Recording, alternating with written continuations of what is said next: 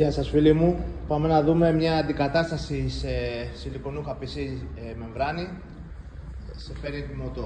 Το συγκεκριμένο θα γίνει αντικατάσταση λόγω ότι χτυπήθηκε, έχει κάνει ένα σημάδι. Είναι τοποθετημένη εδώ και 2 χρόνια περίπου πάνω στο μηχανάκι. Οπότε πάμε να δούμε καταρχάς πως είναι εύκολη ή δύσκολη η εξαγωγή της έπειτα από 2 χρόνια. Βλέπουμε ότι βγαίνει πανεύκολα. Δίχως να έχει κάποια αντίσταση ή κόλλα. Παίζει βέβαια μεγάλο ρόλο σε αυτές τις περιπτώσεις, αν και το μηχανάκι είναι συνεχόμενα εκτεθειμένο στον ήλιο, οπότε έτσι επιβαρύνει και το υλικό. Τώρα στην προκειμένη περίπτωση πιθανότατα ο πελάτης το έχει προστατευμένο σχετικά, οπότε γι' αυτό βγαίνει και τόσο εύκολα. Λοιπόν, με δυσκολεύει λόγω του ότι με το ένα χέρι προσπαθώ και μετά το τραβάμε το βιντεάκι. Τέλος πάντων, για να μην σας καθυστερώ, οπότε βλέπετε βγαίνει εύκολα και δεν αφήνει και καθόλου κόλλα. Τώρα σε αυτό το σημείο που είναι το σημάδι,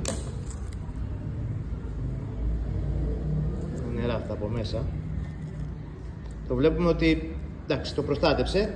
Δεν είναι απαραίτητο κιόλας αυτό να γίνεται πάντοτε, έτσι, υπάρχει περίπου πιθανότητα να είναι το χτύπημα και περισσότερο, οπότε δεν είναι αθάνατο σαν υλικό ή να σε προστατεύει να πέσει και βράχος απάνω που λέει λόγος. Στην προηγουμένη περίπτωση πάντως το γλιτώσαμε. Ωραία.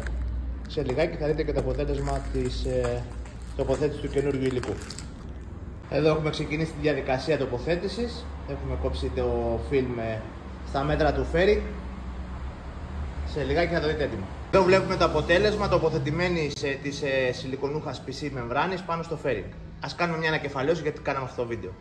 Το βίντεο αυτό το κάναμε με σκοπό να σας δείξουμε ότι το συγκεκριμένο υλικό προστατεύει το fairing από χτυπήματα, πετραδάκια που σας έχουμε πει εξ αρχής κτλ. Σε αυτό εδώ το σημείο έχει ένα χτύπημα το οποίο το απορρόφησε η μεμβράνη. Βγάζοντάς την από μέσα το fairing ήταν άθικτο. Υπάρχουν περιπτώσεις που μπορεί να είναι πιο δυνατό το χτύπημα και να έχει κάνει μικρό σημάδι, αλλά σε όποια περίπτωση και να το πάρουμε πάντοτε προστατεύει σαν υλικό. Από εκεί και πέρα το κόστος, αν τώρα ο συγκεκριμένος πελάτης ήθελε να την αντικαταστήσει το fairing, θα ήταν γύρω στα 140 με 150 ευρώ που έχει σαν καινούριο.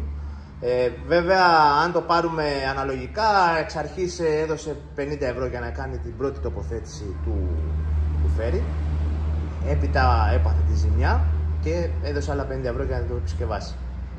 Βέβαια, η ζημιά δεν έχει να κάνει κάτι με το budget του κοστολόγιου, έτσι, είναι κάτι το οποίο είναι καθαρά με θέμα τύχης, ας πούμε. Σαν υλικό έχουμε πει δίνουμε 3 χρόνια γραπτή εγγύηση. Η συγκεκριμένη είναι σκουρόχρωμη και βγάζει άλλη μια πιο ανοιχτόχρωμη. Αυτό. Γι' αυτό φίλοι μου προσέχουμε τα σωστά υλικά, στα σωστά καταστήματα, με τις σωστές εγγυήσεις και τους σωστούς τεχνικούς. Και όλα γίνονται σωστά.